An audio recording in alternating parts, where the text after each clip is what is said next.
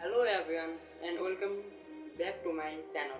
Imagine गर्नुहोस् है तपाईँ आज बजारको एउटा पसलमा जानुभयो र साउजीलाई भन्नुभयो साउजी मलाई 5 केजी चिनी दिनुहोस् है 5 मात्र भन्नुभयो केजी चाहिँ तपाईले भन्नु भएन है 5 चिनी दिनुहोस् साउजी त पक्कै पनि टोटल्ली कन्फ्युजनमा हुनुहुन्छ र सोध्नुहुन्छ है 5 केजी 5 ग्राम कि 5 दाना है केजी हो कि दाना हो कि 5 मात्र भन्नुभएको छ केजी हो कि दाना हो कि ग्राम हो है हो यही कन्फ्युज हटाउनको लागि फिजिक्समा मेजरमेन्ट र युनिटको कन्सेप्ट आएको है आज मात्र 5 मिनटको यो भिडियोमा चाहिँ हामी क्लास 11 को फिजिक्सको च्याप्टर 1 फिजिकल क्वान्टिटी एन्ड मेजरमेन्टलाई यस्तो सिम्पल तरिकामा बुझ्दैछौँ कि इक्जाममा तपाईँहरूले फुल मार्क्स आउँछ है यस च्याप्टरबाट यति भिडियो हेरेपछि फुल मार्क्स आउँछ ल सो लेट्स गो है स्टार्ट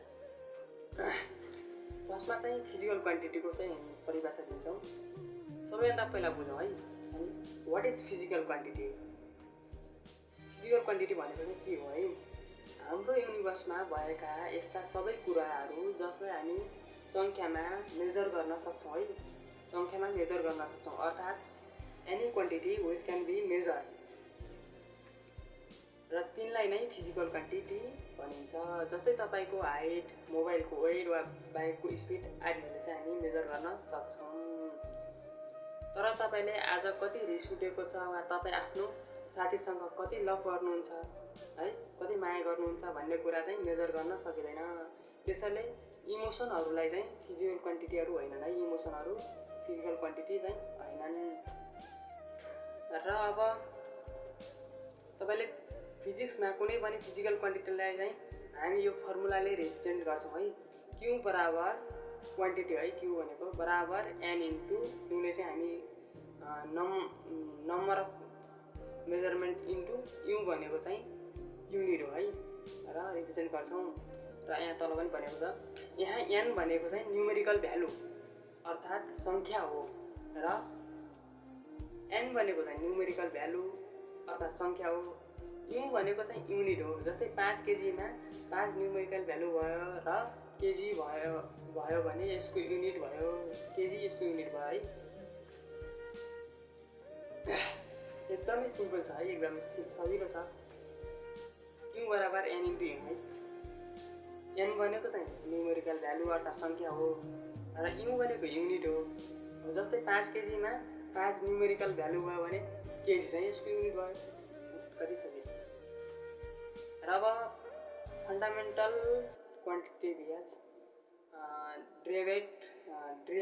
डिराइभ क्वान्टिटी चाहिँ हामी बुझ्छौँ अब जानौँ है फिजिकल क्वान्टिटीका टाइप्सहरू है अब यसका प्रकारहरू यी मुख्यतः दुई प्रकारका हुन्छन् पहिलो हो फन्डामेन्टल क्वान्टिटिज यो भनेको यस्तो इन्डिपेन्डेन्ट क्वान्टिटी हो र अरू हो जुन अरू कुनै पनि क्वान्टिटीमा डिपेन्ड गर्दैन भन्नाले अरू कुनै क्वान्टिटीमा चाहिँ भर पर्दैन पुरै युनिभर्समा यस्ता राशि मात्र छन् जम्मा 7 वटा राशि मात्र छन् है फन्डामेन्टल क्वान्टिटी मात्र छन् है 7 वटा पृथ्वीमा जस्तै मास हो लेन्थ भयो टाइम भयो है अनि दोस्रो हो डिराइभ क्वान्टिटिज यो भनेको चाहिँ यिनै 7 वटा फन्डामेन्टल क्वान्टिटीलाई एक आपसमा मल्टिपल वा डिभाइड गरेर बनाएका न्यू क्वान्टिटीहरू हुन्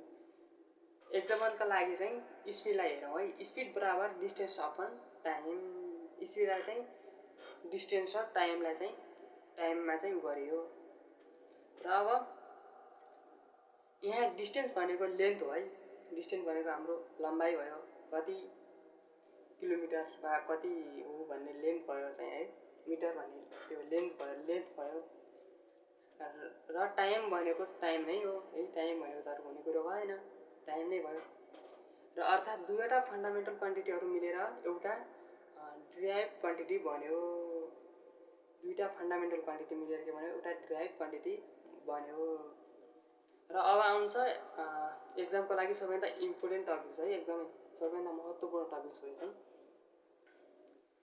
डाइमेन्सनल फर्मुला है सबैभन्दा इम्पोर्टेन्ट हो यो कुनै पनि कुनै पनि डिराइभ क्वान्टिटी भित्र कुन फन्डामेन्टल क्वान्टिटी कति पटक प्रयोग भएको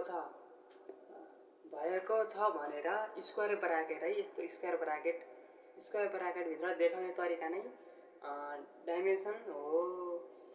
यसको लागि हामी मासलाई m ले जनाउँछौँ है, लेन्थलाई l ले जनाउँछौँ र टाइमलाई t को रूपमा लेख्छौँ है। अनि त्यसपछि आउनुहोस् है, अब एक्जाममा सिधै सोधिने दुईवटा सुपर इम्पोर्टेन्ट क्वेसनहरू है, इक्जाम्पलहरू हामी अब सल्भ गर्छौँ। भेलोसिटी, यसको फर्मुला हो डिस्प्लेसमेन्ट अपन टाइम। डिस्प्लेसमेन्ट भनेको चाहिँ लेन्थ भयो है, डिस्प्लेसमेन्ट भनेको लेन्थ भयो र टाइम भनेको t भयो। यसलाई सिम्प्लिफाई गर्दा चाहिँ यो lt - 1 बन्छ। सिम्प्लिफाई गर्दा lt - 1 बन्छ। 2 मा चाहिँ फोर्स, यसको फर्मुला हो मास इन्टु एक्सिलेरेसन है। मासको ठाउँमा m र एक्सिलेरेसनको ठाउँमा चाहिँ lt - 2 भयो है, lt - 2 भयो। 2 राख्दा फोर्सको डाइमेन्सन mlt - 2 हुन्छ है। यो एकदमै इम्पोर्टेन्ट छ है, मजाले सम्झिनु है, मजाले एकदमै ध्यान दिएर सम्झिनु होला यसलाई चाहिँ। अब एउटा हामी गोल्डन रुल बुझ्छौँ है, हामी गोल्डन रुल बुझ्छौँ है हामी। अब प्रिन्सिपल अफ होमोजेनिटी, म तपाईँलाई एउटा सिम्पल प्रश्न सोध्छु कि हामी 5 वटा स्याउमा 3 वटा सुन्तला जोड्न सक्छौँ? पक्कै पनि हामी सक्दैनौँ है। 5 वटा स्याउमा चाहिँ 3 वटा सुन्तला जोड्न सक्दैनौँ हामी है, तर जोड्न एक हिसाबले सक्छौँ, तर साइन्टिफिक रूपमा हेर्ने हो भने हामी जोड्न सक्दैनौँ है। किनभने फरक जातका कुराहरू कहिले एकद्वारा सब्ट्र्याक्ट गर्न मिल्दैन। फरक हो नि त, एप्पल फरक हो, ओरेन्ज चाहिँ फरक हो, स्याउ र सुन्तला चाहिँ फरक हो। फिजिक्सको नियम पनि ठ्याक्कै यही हो है। we cannot only add or subtract physical quantities having the same dimensional। समान डाइमेन्सन भएका कुराहरू मात्र जोड्न वा घटाउन मिल्छ। जस्तै यो चर्चित इक्वेसन हेरौँ है, u बराबर v बराबर u प्लस at।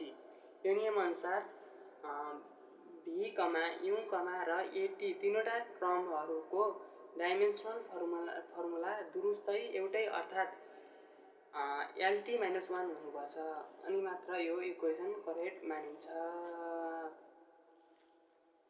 ल सो गाइज, आज हामीले मात्र 5 मिनटको यो च्याप्टर मेन फाउन्डेसन बुझ्यौँ है।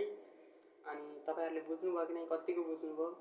र अब पालो तपाईँहरूलाई एउटा सानो टेस्टको है, एउटा सानो टेस्ट लिन्छु म तपाईँहरूलाई।